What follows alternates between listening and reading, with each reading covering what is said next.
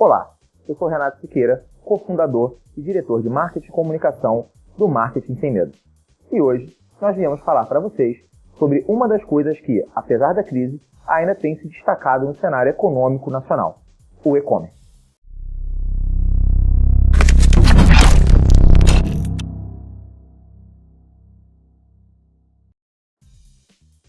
Bem, como eu disse, hoje nós vamos falar sobre o e-commerce. No Brasil, existem diversas instituições e diversos sites onde você pode obter informações estratégicas a respeito dos números do e-commerce, assim como de outros segmentos da economia nacional. Para falar de e-commerce, um dos melhores sites que existem hoje na internet é o Profissional de E-commerce, que pertence ao grupo Buscapé. Nesse site, nós podemos apurar alguns números bastante animadores a respeito do e-commerce nacional. Por exemplo, no Dia do Consumidor em 2016, houve um crescimento de 12% no faturamento do e-commerce nacional. Em 2015, no Natal, houve um faturamento 26% maior nas vendas. Um grande acréscimo, mais de um quarto de acréscimo nas vendas somente no período de Natal. Na Black Friday, as vendas somaram 1,6 bilhão de reais. Veja, 1,6 bilhão de reais somente na Black Friday. No Dia das Crianças, os presentes, o ticket médio foram mais caros, ou seja, as pessoas presentearam menos, mas em contrapartida deram presentes mais caros. O e-commerce, no Dia do Consumidor, no e-commerce de 2015, o e-commerce teve um movimento de 35% a mais de pedidos do que num dia considerado normal. Todos esses prognósticos são excelentes. E olhando apenas para os números disponíveis e destacados aqui no site Profissional de E-commerce, automaticamente você, empresário, vai pensar: opa, legal, eu acho que o e-commerce pode ser uma boa saída para enfrentar a crise e vender os meus produtos. Mas será mesmo? Bem, por que a pergunta, será que vale a pena investir no e-commerce? Como vocês sabem, ou deveriam saber, a estratégia tem algumas ferramentas para que você possa desenvolver um cenário menos arriscado para que você faça a operação do seu negócio. Uma das ferramentas da estratégia é a matriz SWOT. A matriz SWOT é uma das minhas ferramentas preferidas. Posso dizer isso sem medo de ser feliz. E um dos quadrantes preferidos, dos meus quadrantes preferidos, é o quadrante das ameaças. Não é à toa que meus amigos me chamam de advogado do diabo. Por que o quadrante das ameaças? Porque geralmente a maioria das empresas derrapa justamente nesse quadrante. Porque é relativamente fácil conhecer as suas forças. É relativamente fácil entender as suas fraquezas. As oportunidades geralmente são bastante explícitas. Mas as ameaças... as ameaças. As ameaças são aquele bicho-papão que fica embaixo da cama e que segura na sua perna assim que você desce dela. E nós vamos falar das ameaças e do bicho-papão que está ameaçando o nosso cenário nacional de e-commerce. E esse bicho-papão é a burocracia. Entenda, eu não errei a palavra, não é burocracia. É a burocracia, a idiotice e a incompetência dos gestores dos grandes e-commerces hoje nacionais. Por que eu digo isso? Porque as atitudes desses grandes gestores podem estar fortemente influenciando a confiança do consumidor no e-commerce nacional. E todas as decisões estúpidas que são tomadas por esses gestores podem estar ameaçando e influenciando fortemente o comportamento do consumidor no sentido de deixar de ver o e-commerce como uma alternativa segura de aquisição de bens, de mercadorias e de serviços. E você, empresário, pequeno empresário, médio empresário, que está pensando em ter um e-commerce ou que tem um e-commerce, pode ser vítima da incompetência desses gestores e da inflexibilidade dos seus processos de gestão que podem, ao longo de um prazo, pode ser curto, médio ou longo, destruir o e-commerce no Brasil. Uma das grandes ameaças ao e-commerce nacional, que também é uma grande oportunidade, de um certo ponto, é o que a gente chama de marketplace. O que é o marketplace? Imagina, por exemplo, o Mercado Livre. O Mercado Livre é um marketplace. O OLX é um marketplace, ou seja, é um lugar onde uma pessoa ou uma empresa anuncia um produto ou serviço e essa empresa cede o espaço para que esse anunciante venda a sua mercadoria ali. É o que a gente chama de marketplace. É uma vitrine. Bem, o e-commerce dos grandes players, né, de e-commerce nacional, inicialmente vendiam nas suas lojas de e-commerce apenas o seu próprio estoque. Ou seja, essas empresas, elas obtinham a mercadoria de um fornecedor, elas estocavam essa mercadoria e aí elas revendiam essa mercadoria. Ou seja, havia uma operação onde havia uma compra de uma mercadoria de um fornecedor, aí aquele player, né, aquela loja, ela estocava aquela mercadoria e aí, no momento em que você, consumidor, comprava essa mercadoria, ela removia essa mercadoria do estoque e entregava essa mercadoria a você. Essa operação trazia vantagens e desvantagens, tanto para o empresário, para o comércio, né, para o e-commerce, tanto quanto para o consumidor. Beleza. E aí, houve uma grande ideia. Por que não transformar as minhas plataformas de e-commerce, já que eu sou gigantesco, já que eu sou um grande e-commerce nacional, por que eu não transformo essa minha loja, esse meu e-commerce, numa vitrine? Aí eu vou economizar uma grana violenta, fazendo com que o fornecedor, ao invés de vender para mim a mercadoria e depois eu vender essa mercadoria para o consumidor, eu ofereço o meu espaço, que é o marketplace, para que um terceiro exponha a sua mercadoria no meu marketplace, no qual eu supostamente transmito segurança, estabilidade, facilidade e uma série de outros atributos e materiais para o consumidor. Afinal de contas, a marca tem uma solidez. Os grandes varejistas hoje do e-commerce são lojas que têm são lojas físicas que todo mundo conhece, ok? Casa Bahia, Ponto Frio, o Extra, o Walmart, são os grandes players do mercado de e-commerce hoje. O Marino, que no caso não tem loja física, mas são marcas conhecidas, são marcas respeitadas, são marcas que, teoricamente, transmitem uma sensação de segurança ao consumidor, transmitem uma autoridade, transmitem para você a sensação de que você vai comprar ali e que, em tese, você não vai ter problemas como fraudes, como, enfim, qualquer tipo de problema relativo, né, à possibilidade de você comprar A e receber B, ou não receber nada. E esse é um dos grandes medos do consumidor em relação às pequenas lojas de e-commerce. Os pequenos comerciantes de e-commerce têm muita dificuldade de romper essa barreira comportamental dos consumidores e enfim, das pessoas que usam o e-commerce, porque as pessoas sempre ficam desconfiadas, tipo, mas será que esse e-commerce vai me entregar minha mercadoria? Será que por esse preço aqui, será que é confiável? Então a gente sempre fica receoso, não é verdade? E por isso a gente paga mais caro para comprar no grande varejo. E é justamente esse o problema. Quando o grande varejo começa a agir com a mesma, eu diria, irresponsabilidade das pequenas lojas de e-commerce disponíveis na internet. E é justamente disso que nós estamos falando hoje, sobre essa tentativa de se eximir das responsabilidades que vem sendo praticado por alguns varejistas, alguns grandes varejistas no cenário do e-commerce nacional. E como essa tentativa de isenção das suas responsabilidades pode prejudicar severamente os pequenos empresários que estão começando agora as suas operações de e-commerce na internet.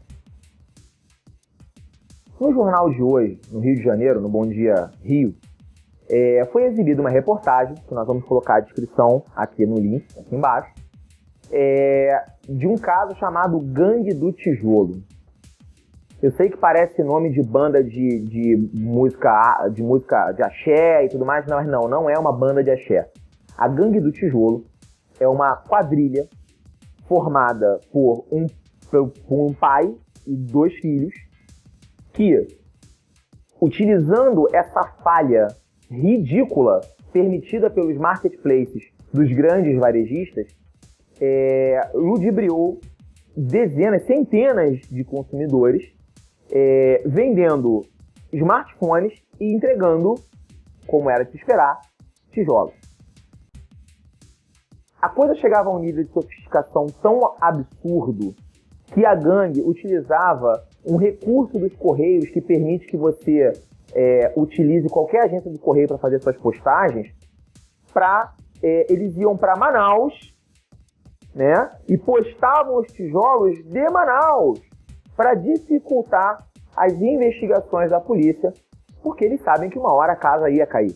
Né? A polícia ela tem uma rede de inteligência muito poderosa e quando ela quer, ela pega. E geralmente pega. E aí o que acontece? Eles iam para Manaus postar tijolos para você que comprou um iPhone. Até aí nenhum problema, né? Sempre tem um esperto e sempre tem, infelizmente, um otário. Isso não tem jeito. O problema não é esse. O problema é que, nesse caso, os otários não eram otários. Eles não tentaram dar uma brasileirada e comprar um iPhone 6S por R$1.000. Não se trata disso. Eles buscaram esses produtos na Black Friday nas grandes cadeias de varejo no e-commerce. Eles buscaram as marcas que supostamente deveriam oferecer confiança, segurança e estabilidade, garantia de entrega. Esses iPhones não foram comprados no e-commerce do tio bonzinho. Eles foram comprados dos grandes varejistas. E o que aconteceu é que, ao receber essas caixas nas suas casas, as pessoas, né, empolgadas, felizes de ter recebido a sua encomenda, ao abrirem as suas caixas, se depararam com tijolos.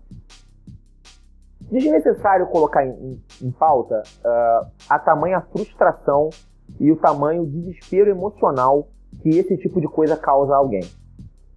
Se você nunca passou por isso, eu já passei. E eu estou dizendo de algo que eu senti. Somente quem passou por isso pode entender o quão desesperador é você receber uma caixa em que supostamente deveria haver um produto comprado e nela vir um tijolo, ou uma garrafa, ou whatever. Bem, essas pessoas que foram lesadas começaram a procurar essas lojas dos grandes varejos, né, essas grandes lojas de varejo, e essas lojas tentaram, obviamente, se eximir de suas responsabilidades, conforme as pessoas que estão no vídeo. Eu vou postar aqui o link mais uma vez. Eu não estou dizendo nada, estou simplesmente dizendo aquilo que já foi apurado pela imprensa. As pessoas disseram de forma explícita que essas grandes lojas de varejo tentaram a todo custo se eximir das responsabilidades e dizendo, olha, o problema não é comigo não, parceiro. Eu só coloquei aqui a vitrine. Resolve lá com a empresa. Só que essas empresas também esquecem, e elas, na minha opinião, elas abusam da boa-fé do consumidor, elas agem de forma vil, de forma abjeta, no momento em que elas tentam ignorar o Código de Defesa do Consumidor e achar que o consumidor brasileiro é otário, achar que o consumidor brasileiro é palhaço. Porque existe uma lei, querido. Existe o Código de Defesa do Consumidor que diz que você, querido gestor de e-commerce, dos grandes varejos, você, pilantra, tem uma responsabilidade solidária com relação ao que as pessoas compram no seu site. Porque as pessoas não estão comprando do fulano, ou do beltrano, ou do ciclano. As pessoas estão comprando de você.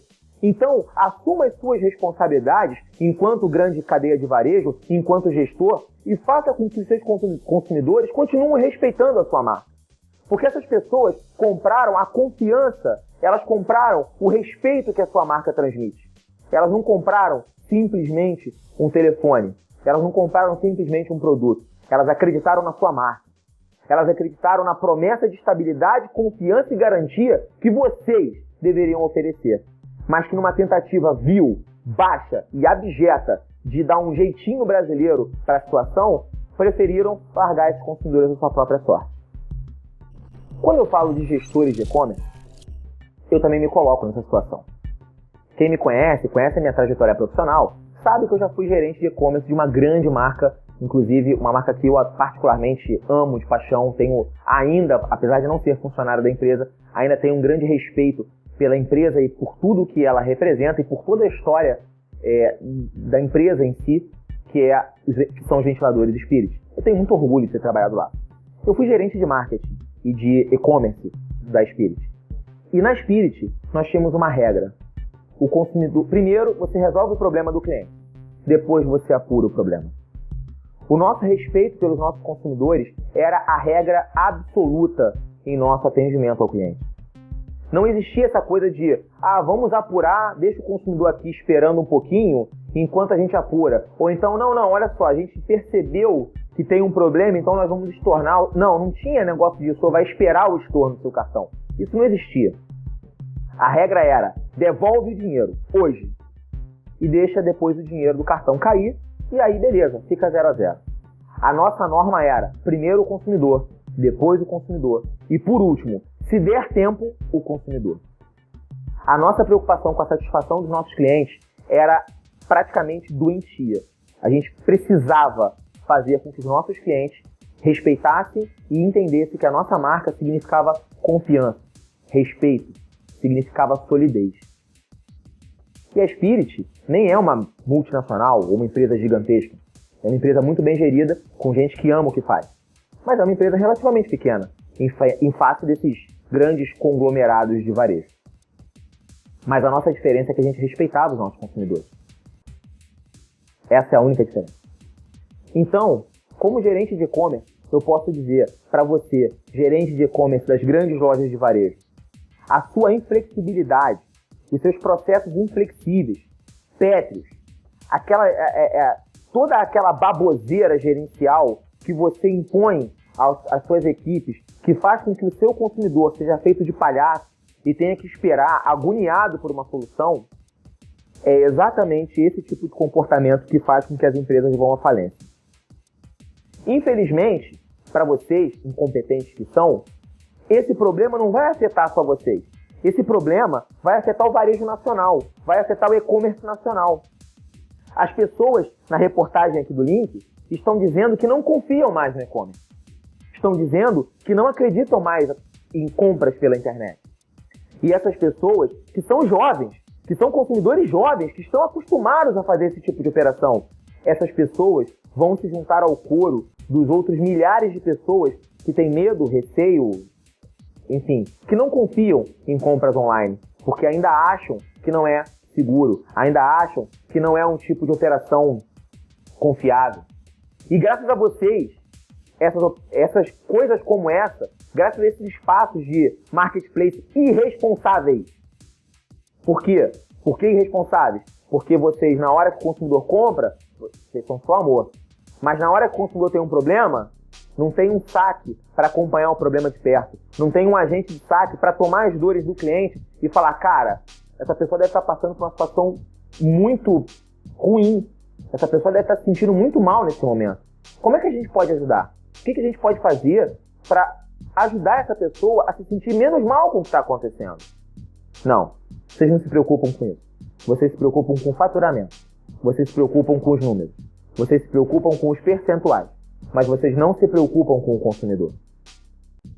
O flagrante desrespeito pelo consumidor no Brasil, perpetrado pelas grandes empresas, pelos grandes players do mercado, é esse o problema do nosso sistema capitalista. O problema não é o dinheiro. O problema são as diferenças. O problema não são as desigualdades. O problema são atitudes irresponsáveis como essa, de empresas que acham que estão acima do bem e do mal, de empresas que acham que podem bypassar a justiça, que podem ignorar a justiça e que podem ignorar o direito dos nossos consumidores. Isso é absurdo, isso é imoral.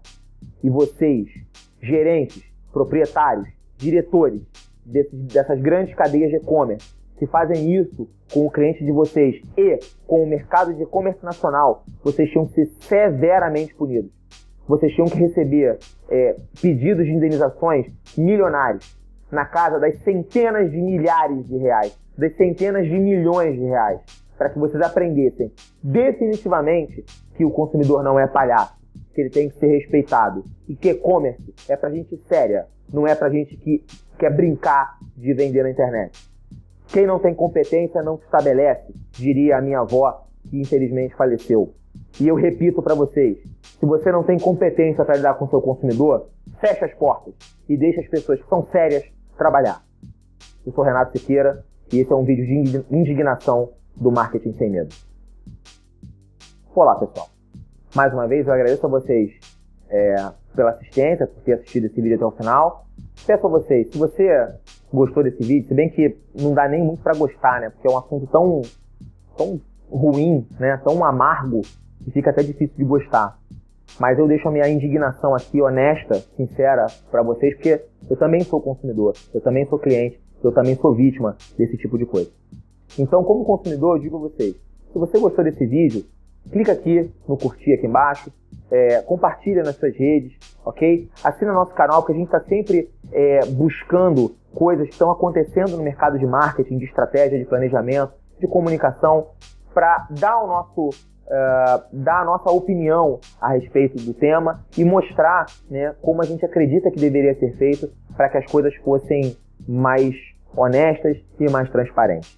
Se você curtiu esse vídeo, passa ele para frente, passa ele para seus amigos, mostra ele para o seu gerente de e-commerce, se você tiver um, e mostra como as coisas poderiam ou deveriam ser feitas no nosso cenário de e-commerce nacional, antes que a gente acabe, infelizmente, sacrificando, né, esse ambiente de negócio que ainda consegue se destacar mesmo em face dessa crise econômica tão forte que a gente está enfrentando.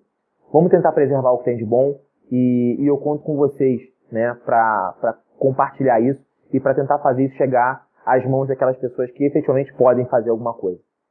Junte-se a nós e vamos tentar ajudar o e-commerce a sobreviver a essa catástrofe econômica que a gente está passando. Um grande abraço, até a próxima.